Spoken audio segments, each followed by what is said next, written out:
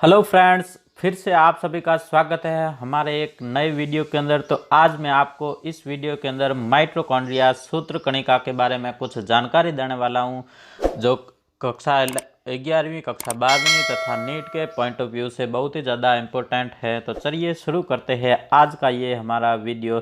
तो सर्वप्रथम हम पढ़ेंगे सूत्र कणिका माइटोकॉन्ड्रिया के बारे में। तो सूत्र कणिका का जो होता है माइटोकॉन्ड्रिया, वो नाम सूत्र कणिका क्यों पड़ा? क्योंकि माइटोकॉन्ड्रिया दो शब्दों से मिलकर बना है। एक तो है माइटोस और दूसरा है कॉन्ड्रिया। तो माइटोस का मतलब होता है सूत्र या फिर धागेनुमी संरचना। सूत्र या फिर क्या होता है? धागेनुमी संरचना। और कॉन्ड्रिया का मतलब होता है ग्रेन्यूल्स यानी दाने जैसी संरचना। तो सूत्र या फिर धागेनुमी संरचना जो एक सूत्र के रूप में बंधी हुई रहती है, तो उस शब्द को मिला के क्या बना? सूत्र कणिका माइटोकॉन्ड्रिया बना। तो हम आगे बात करते हैं माइटोकॉन्ड्रिया की खोज के बारे में। माइटोकॉन्ड्रिया का पता सर्वप्रथम किसने किया था, ये सब बताएंगे।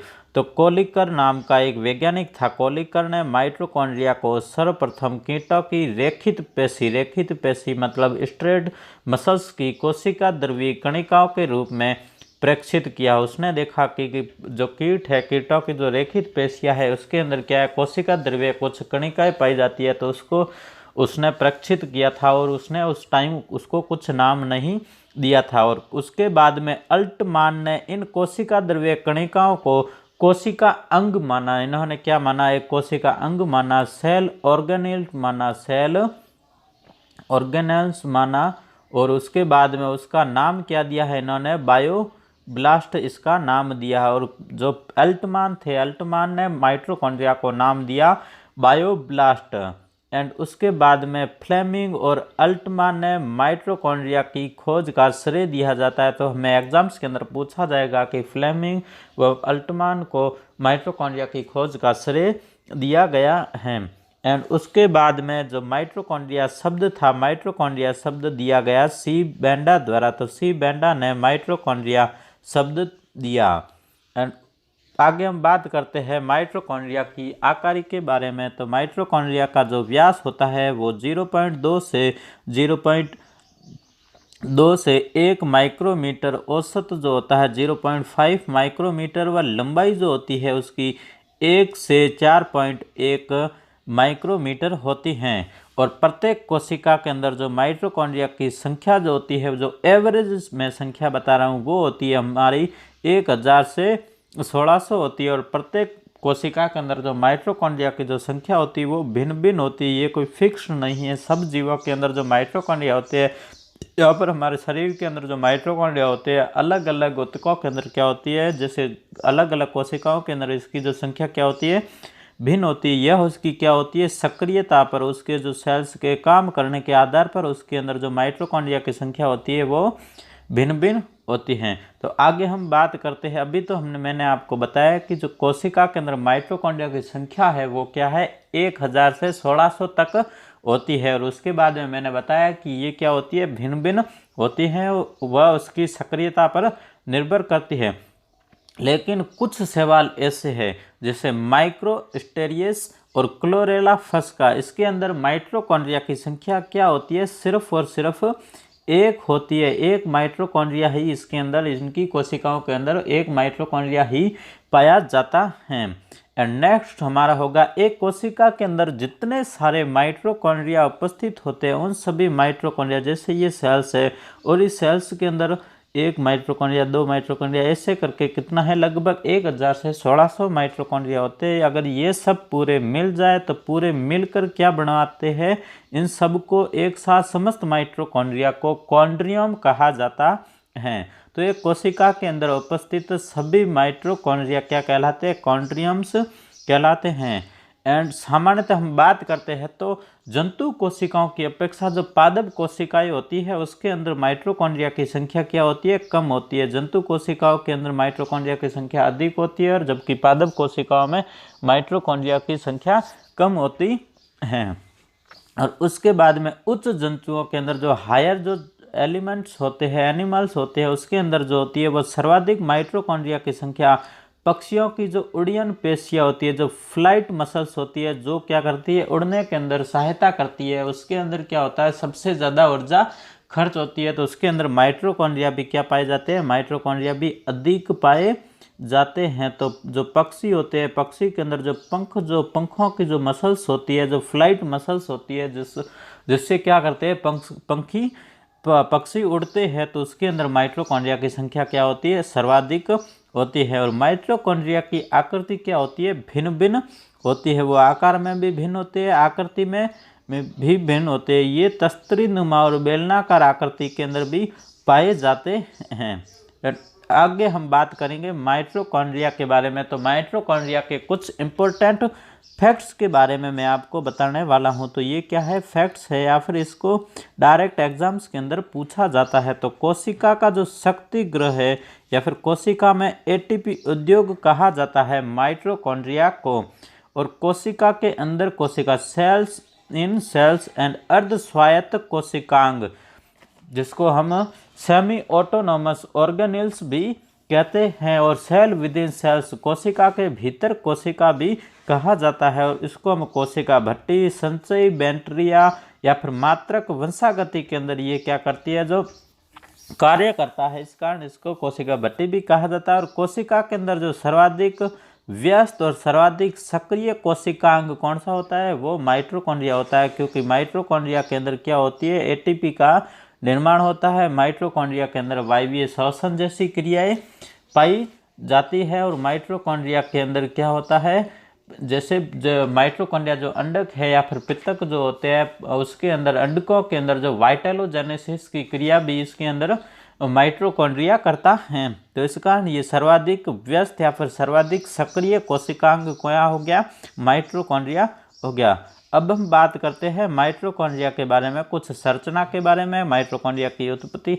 तो हमने अभी आपको बताया माइटोकॉन्ड्रिया का नाम किसने दिया, माइटोकॉन्ड्रिया का जो नाम था वो सी बेंडा ने दिया। इसकी खोज थी, तो खोज तो सर्वप्रथम तो एक वैज्ञानिक थे कोलिकर, उन्होंने देखा था, लेकिन इसका जो खोज का श्रेय दिया जाता है वो दिया जाता है फ्लेमिंग व अल्टमान को, माइटोकॉन्ड्रिया की खोज का श्रेय दिया जाता है। तो अब हम बात करते हैं आगे। तो माइटोकॉन्ड्रिया जो होती है वो कैसी होती है, द्विझिल्ली युक्त कोशिकांग होता है। इसके अंदर क्या होती है, 2 लेयर पाई जाती है, और इसको हम जेनस ग्रीन नामक एक डाई है उससे अभिरंजित करके हम इसका क्या करते हैं, अध्ययन करते हैं। तो इसकी हम आगे बात करेंगे संरचना के बारे में। तो द्विझिल्ली युक्त, एक तो क्या होगी, बाहरी झिल्ली हो गई, और दूसरी क्या होगी, इसके अंदर की झिल्ली होगी। तो बाहरी झिल्ली को हम क्या बोलते हैं, आउटर मेम्ब्रेन कहते हैं, या फिर बाह्य झिल्ली बोलते हैं। इसे हम क्या बोलेंगे, आउटर मेम्ब्रेन कहते हैं। और अंदर वाली झिल्ली को हम कहते हैं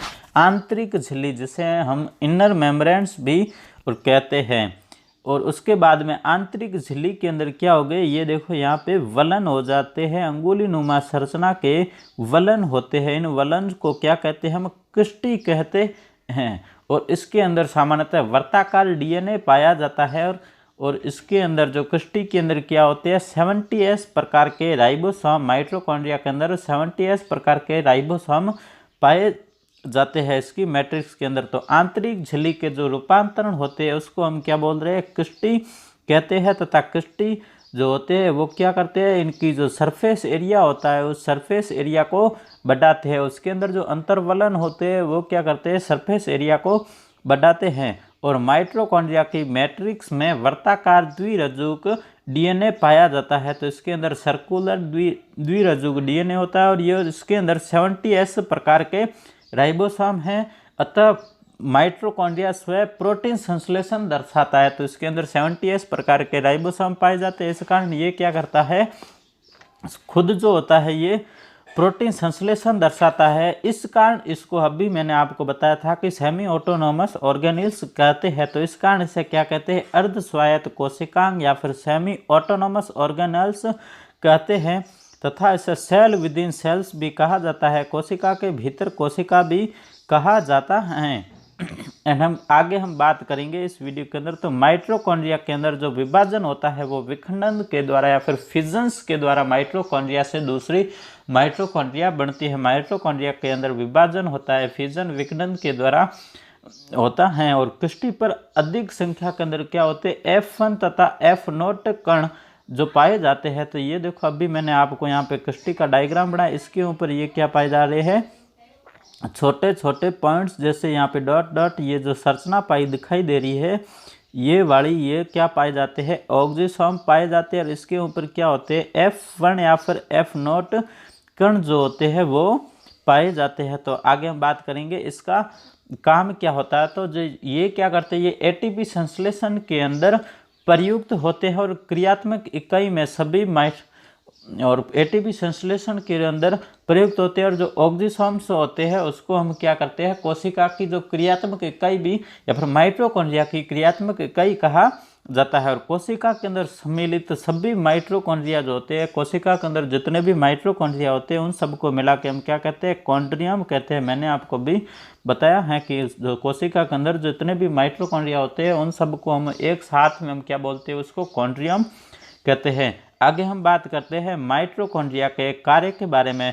तो माइटोकॉन्ड्रिया के जो कार्य है वो है वायवीय श्वसन के द्वारा एटीपी का उत्पादन, और इसी कारण इसको पावर हाउस ऑफ सेल्स या फिर कोशिका का शक्ति घर भी कहते हैं।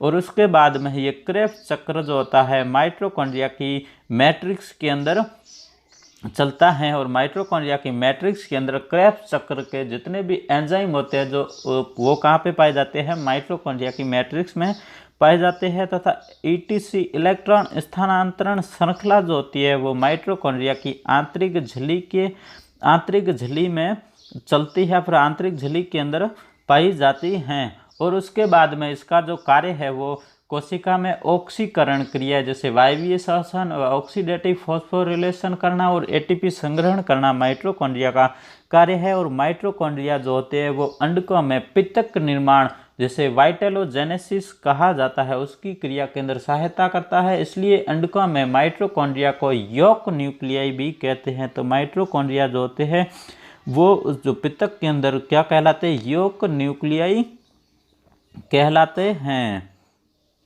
यौक न्यूक्लियाई भी कहलाते हैं। तथा कोशिका द्रव्य तथा मात्रक वंशागति के अंदर भी माइटोकॉन्ड्रिया क्या करते हैं सहायता करते हैं। तो माइटोकॉन्ड्रिया क्या होती है द्विझिल्ली कोशिकांग होती है जिसकी बाहरी झिल्ली आउटर मेम्ब्रेन, अंदर की झिल्ली क्या होती है इंडर मेम्ब्रेन, तथा इनर जो मेम्ब्रेन होती है उसके अंदर क्या होती है इनफोल्डिंग हो जाती है या फिर अंतर्वलन पाए जाते हैं, अंगुली जैसी संरचना पाई जाती है, उसको हम क्या बोलते हैं कृष्टि कहते हैं। और कृष्टि के अंदर वाला भाग क्या कहलाता है मैट्रिक्स कहलाता है। तो आई होप फ्रेंड्स आपको ये वीडियो अच्छा लगा होगा। ऐसे ही वीडियो देखने के लिए कृपया हमारे चैनल को जल्दी से सब्सक्राइब करें तथा इस वीडियो को अपने फ्रेंड्स के साथ शेयर ज़रूर करें। Thank you friends.